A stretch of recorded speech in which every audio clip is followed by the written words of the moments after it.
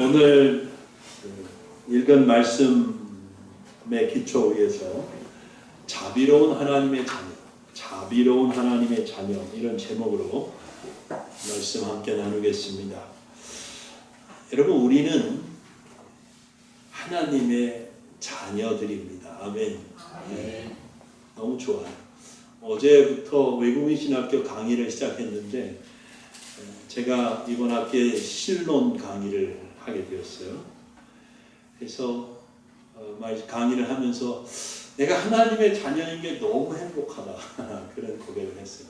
학생들도 아멘 하면서 너무 좋아했어요. 우리가 하나님의 자녀가 되는 게 너무 좋아요.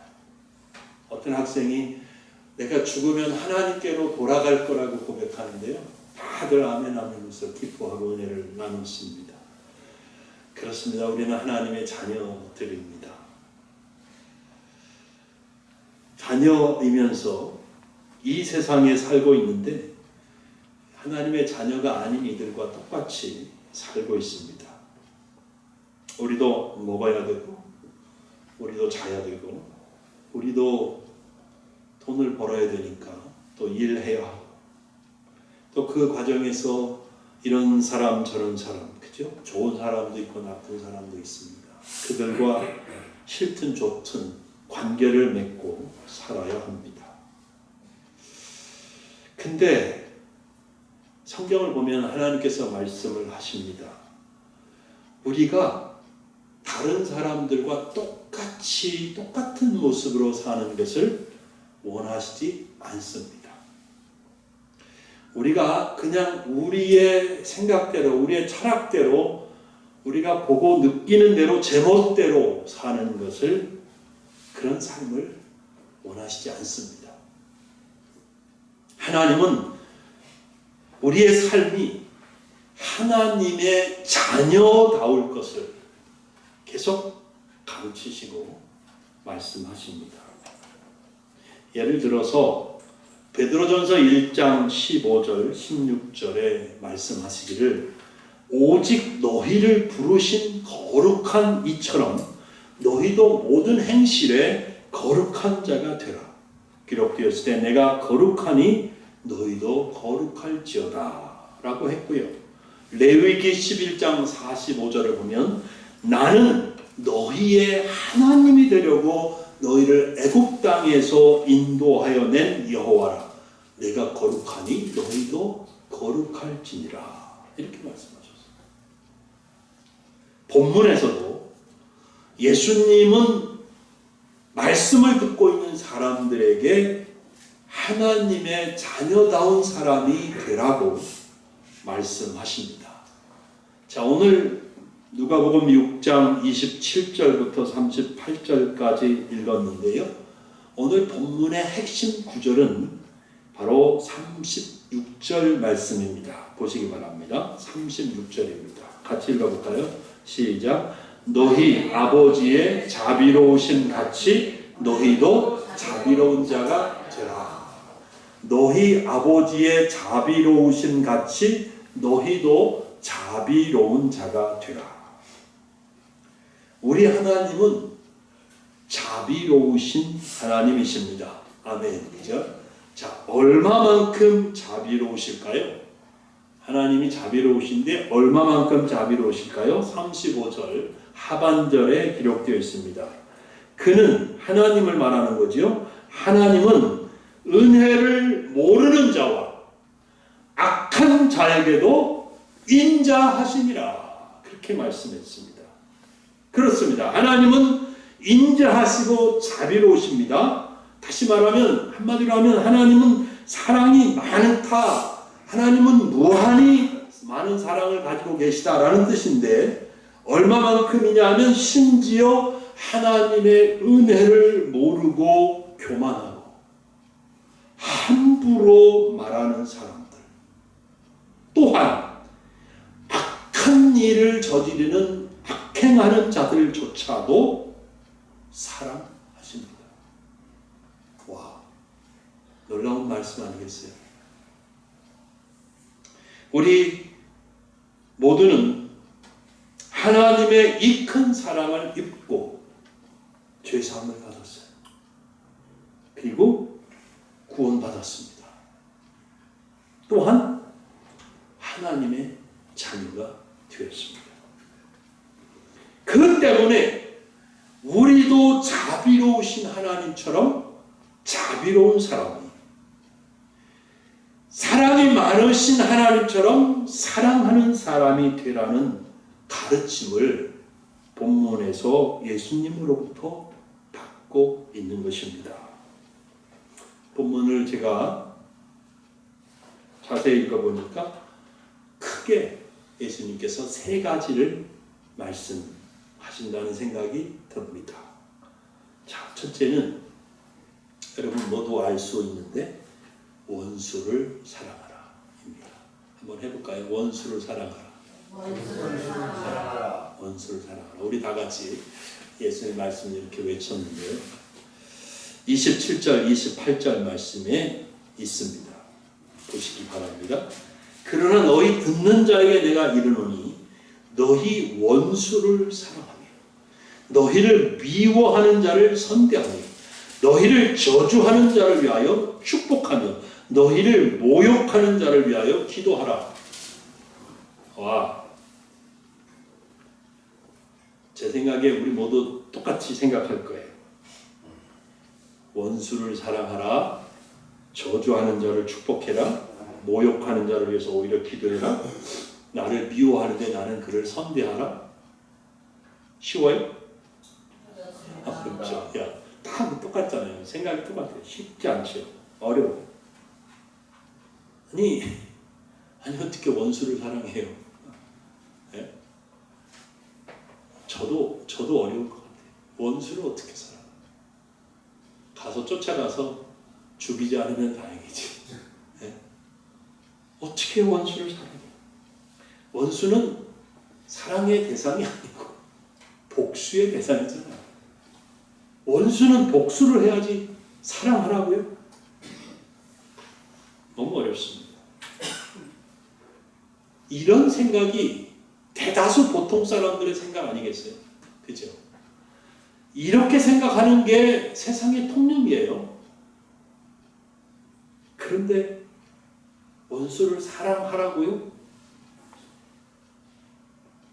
예수님의 이 말씀은, 이 말씀을 듣고 있는 지금 이 시대를 살고 있는 우리도 마찬가지지만 그 당시 예수님의 입을 쳐다보면서 말씀을 듣고 있던 사람들에게도 입이 딱 벌어지는 정말 충격적인 그런 말씀이었을 거라고 생각이 돼요.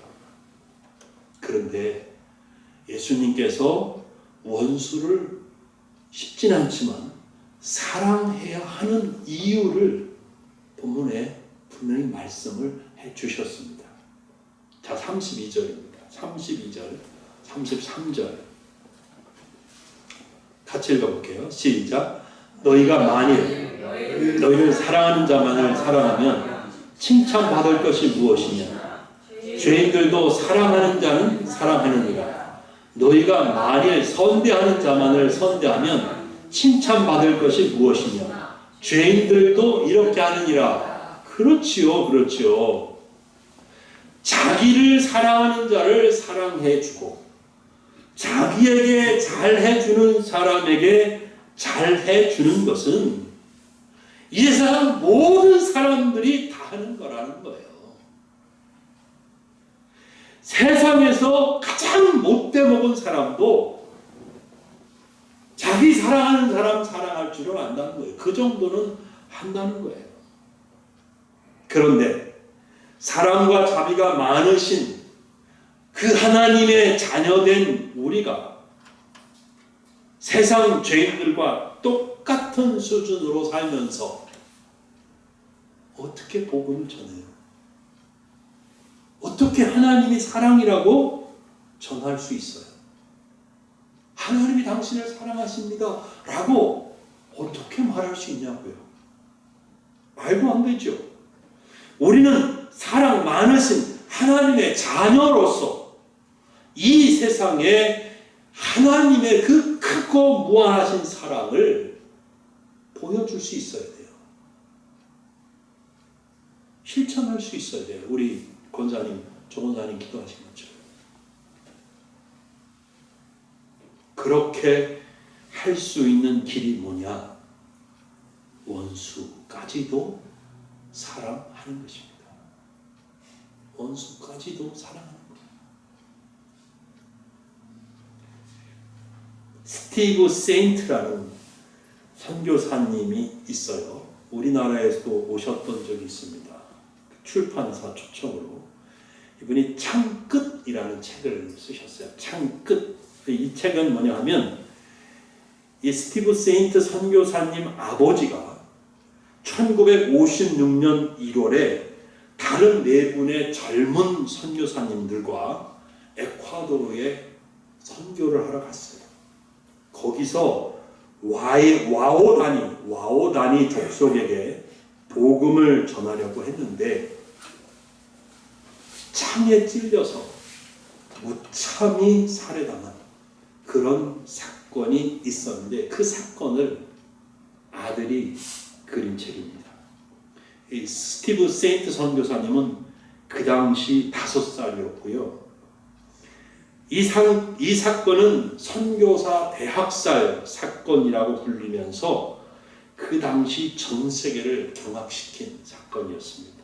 그런데 놀라운 것은 세인트 선교사님 그 아버지가 창에 찔려 무참히 죽었잖아요. 근데 그 가족들이 다시 그곳에 가요.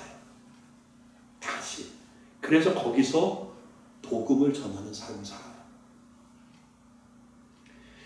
아버지가 돌아가실 때 5살이었던 스티브 세인트가 13살이 되었을 때 아버지가 창에 찔려 순교한 콰라레이 강에서 세례를 받습니다. 근데 그때 세례를 베푼 목사님이 누군지 아세요? 자기 아버지를 죽인 사람들 중에 한 분이었던 거예요. 이 세인트 선교사님의 아버지를 죽인 이 원주민이 자기들이 아버지를 죽였음에도 불구하고 그 가족들이 와서 목숨 내놓고 헌신하면서 복음 전하고 자기들을 사랑해주고 선교하는 것에 감동을 받아서 회심을 하고 목사가 된 거예요. 그리고 그 아들이 5살이었던 아들이 13살이 되었을 때 아버지가 순교한 그 강에 가서 세례를 베풀었던 거예요. 지금도 이 스티브 세인트 선교사님은 에콰도르에서 선교하면서 원주민들을 이렇게 저렇게 돕고 있습니다.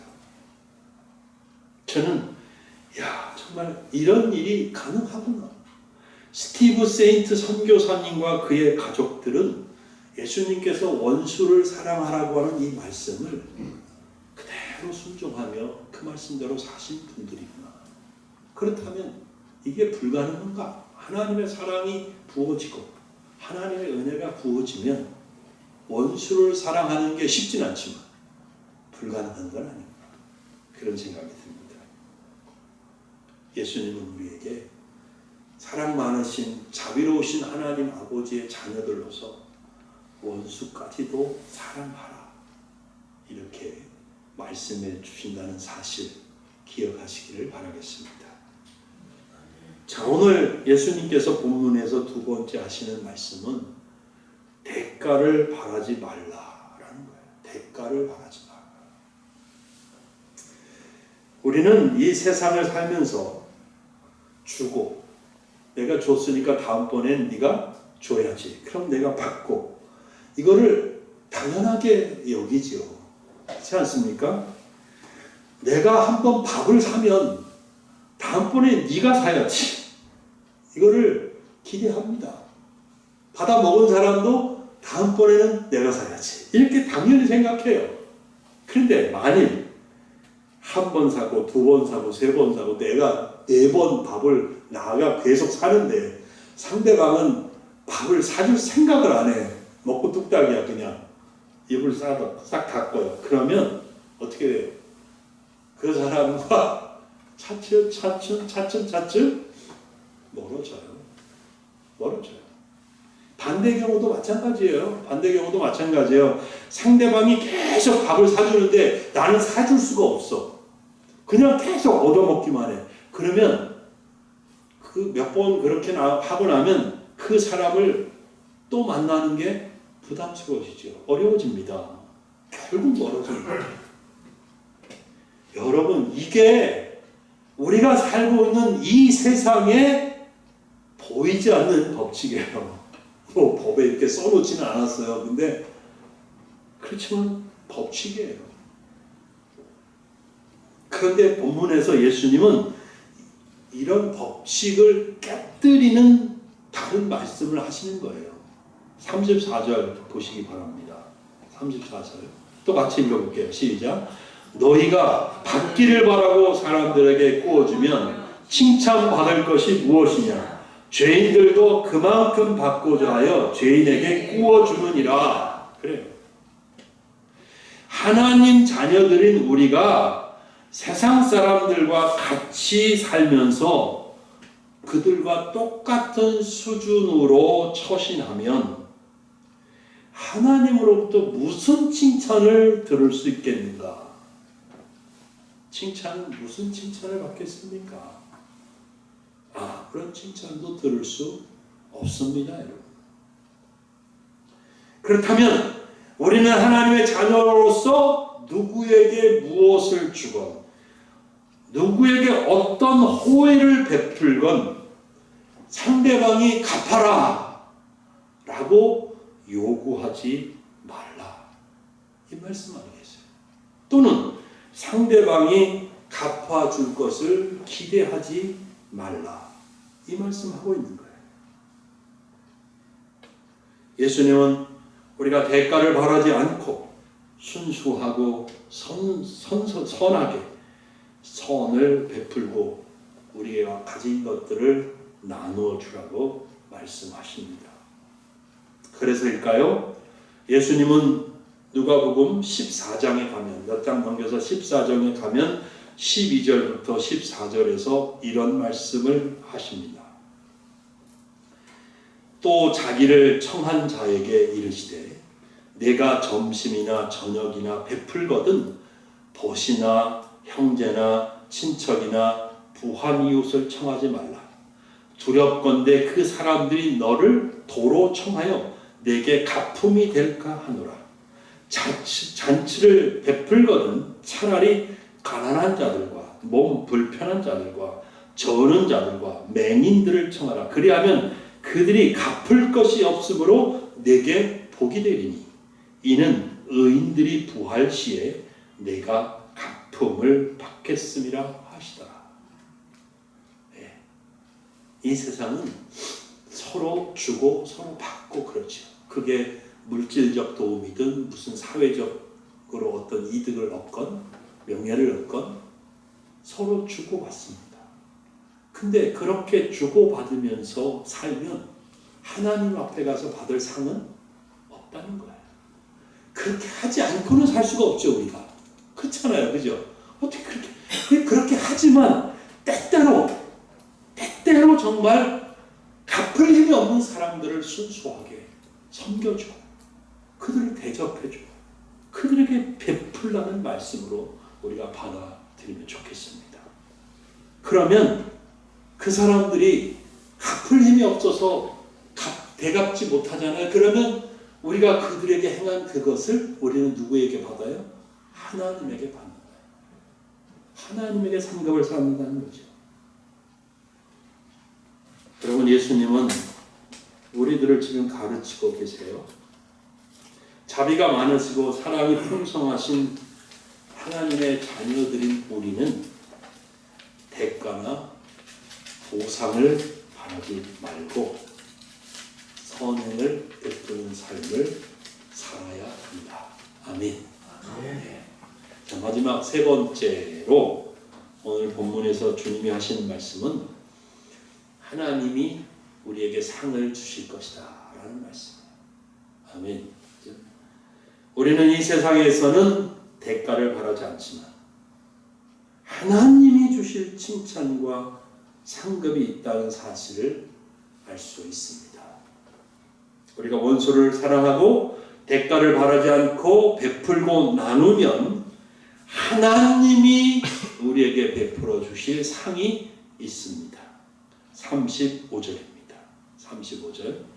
오직 너희는 원수를 사랑하고 선대하며 아무것도 바라지 말고 구워주라. 그리하면 너희 상이 뭐예요? 클 것이요. 예. 그러니까 준 거보다 적으면 크다고 말씀하시지 않겠죠. 너가 베풀고 나눠준 것보다 훨씬 비교가 안 될 정도로 큰 상이 올 거다라는 얘기입니다. 그 다음에 뭐라고 말해요? 또 지극히 높으신 이의 아들이 되리니. 아멘.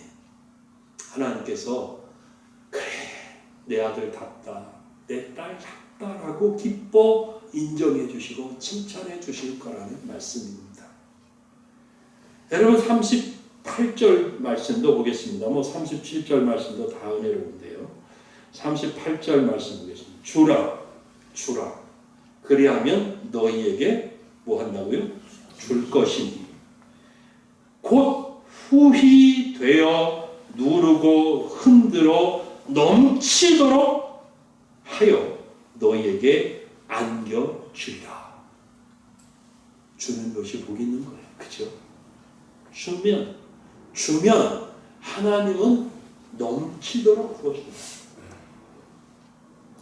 너희가 헤아리는 그 헤아림으로 너희도 헤아림을 도로 받을 것이요. 이거는 좀 얼른 이해하기 어렵지만, 자, 너가 사용하는 그 잣대대로, 그러니까 쉽게 말해서 너가 이만큼 주면 그것도 네가 최선이라고 생각해서 이만큼 주면 너희도 그 정도 받을 거다. 너희가 만약에 나는 이만큼 주고 싶어, 그래서 이만큼을 주면 하나님 앞에 이만큼을 도로 받을 거야. 그 이상으로 받을 거라는 말씀이에요. 너희가 헤아리는 그 헤아림으로 너희도 헤아림을 도로 받을 것이니라. 이 말씀이 그 뜻이에요. 우리는 기독교인으로서 선행을 베풀고 또 가진 것을 다른 이들과 나눌 수 있지만 무엇인가 이 세상에서 보상을 받으려고 하지는 않아야 한다는 사실 기억해야 합니다. 우리는 세상으로부터 또 사람들로부터 대가를 바라지 않습니다. 왜냐하면 우리는 하나님이 주실 상급을 바라고 기대하기 때문입니다. 아멘. 우리는 하나님이 주실 상급이 크고 그 어떤 상보다 가장 좋다는 것을 알고 있습니다. 사도 바울은 스스로 자기를 칭찬하는 것도 옳지 않다고 말했습니다. 고린도후서 10장 18절에 보면 옳다 인정함을 받는 자는 자기를 칭찬하는 자가 아니요 오직 주께서 칭찬하시는 자니라. 그렇게 말씀하셨습니다. 하나님이 주실 상급을 바라보는 것은 기독교인의 삶에 대한 가장 강력한 동기부여가 됩니다. 우리가 이 세상에서 믿음으로 순종합니다. 믿음으로 헌신합니다. 그리고 믿음으로 이런저런 주의 일들을 충성스럽게 감당합니다. 왜요? 구원받기 위해서? 아니에요. 구원은 은혜로 받았어요. 그러면 뭐 때문에? 하나님이 주실 상급을 바라보기 때문에. 저는 이 상급이 우리 생애 가운데 올 수도 있다고 생각해요. 네. 와요. 내가 못 받으면 내 자녀들이 그 복을 받아요. 또 나의 삶에도 하나님의 은혜를 베푸실 거예요. 또 더 좋은 것은 우리가 하나님 앞에 섰을 때 하나님이 주실 칭찬이라는 거예요. 하나님이 주실 상급이라는 거죠. 그래서 사도 바울도 자신의 인생을 마칠 때쯤 되어서 고백하지 않습니까? 자기는 지금까지 하나님이 씌워주실 의의 면류관을 바라보고 맡겨주신 사명 감당하면서 여기까지 힘차게 달려왔다라고 고백을 했습니다. 여러분, 이제 말씀을 맺겠습니다. 아마 모두 공감하실 텐데요. 내가 욕을 먹는 건 괜찮아요. 그렇죠? 내가 욕을 먹는 건 그것도 뭐 쉬운 건 아니지만 그래도 참을 수 있어요. 근데 만약에 누군가가 내 부모님을 모욕한다, 내 부모님을 욕한다, 참기 어렵지요. 참기 어려운 거예요. 만일 내가 잘못해서 내 부모님이 욕을 먹는다면 그것만큼 스스로에게 부끄럽고 창피하고 수치스러운 일은 없을 거라고 생각합니다. 근데 우리는 하나님 아버지의 자녀로서 하나님 아버지에 대해서도 마찬가지로 생각해야 될 거예요. 우리가 하나님을 아버지라고 부르면서 하나님의 자녀답지 못하면 너무 부끄럽지요. 교회 다니는 사람이 저래. 하나님을 믿는다는 사람이 저것밖에 안 돼. 이런 말을 들으면 그것은 하나님 앞에 너무너무 창피하고 부끄럽고 죄송한 그런 결과잖아요. 하나님 앞에서는 정말 당연히 너무 부끄럽고 수치스럽고 창피하죠. 근데요, 사람들 앞에도 창피하기 이를 데 없는 일입니다. 그러므로 비록 우리는 완벽할 수는 없겠지요. 완벽할 수는 없겠지만 이 세상을 살면서 또 다른 이들과 이 땅에서 섞여 살면서 하나님의 자녀다운 모습으로 살려고 적어도 애쓰고 힘써 노력하는 그런 삶은 되어야 되겠다. 그렇게 말씀드리고 싶습니다. 하나님은 사랑이 많으시고 자비와 긍휼이 풍성하신 분입니다. 우리는 그런 하나님을 아버지라고 부르는 하나님의 자녀들입니다.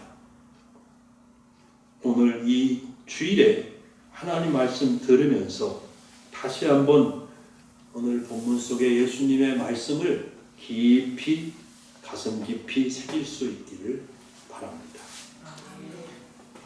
뭐라고요? 너희 아버지의 자비로우신 같이 너희도 자비로운 자가 되라.